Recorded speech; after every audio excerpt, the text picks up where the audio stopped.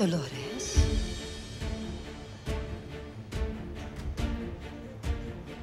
I'm back! Kapitana Dolores, andito na ako. Ay,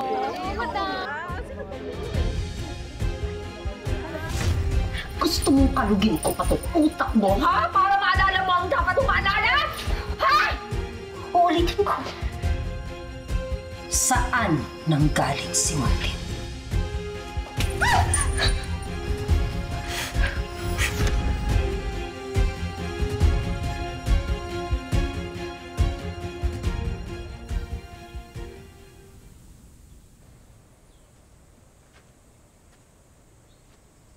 Tao po. Siyang Isabel?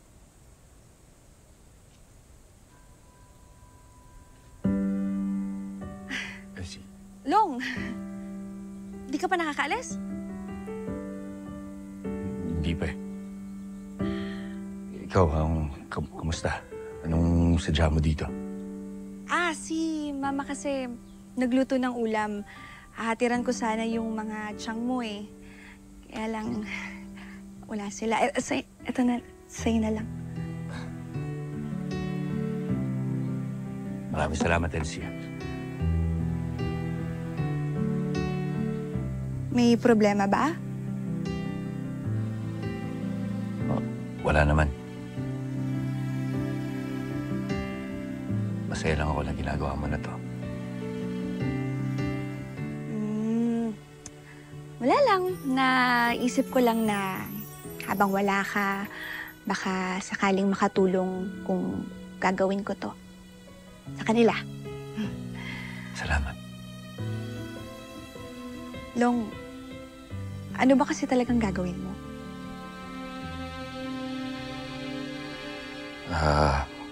Elsie, pasensya ka na. Sa ngayon kasi hindi ko pa pwedeng sabihin sa'yo kung ano yung gagawin ko eh. Kailangan mo ba talagang gawin yun? Oo. Mahalaga tong gagawin ko. Kinakailangan kong gawin to. Sa lalong madaling panahon.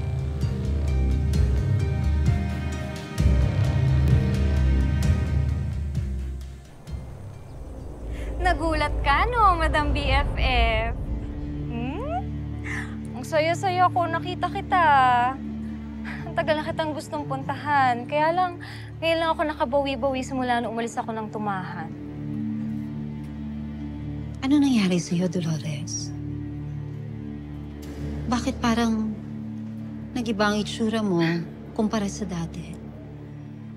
Well, let's just say na naka-jackpot ako ng mayaman. So look at me. Look at my hat, look at my dress, my bag, everything, my accessories. They're all signature na. Parang ikaw. Alam mo naman, idol na idol kita, Madam BFF.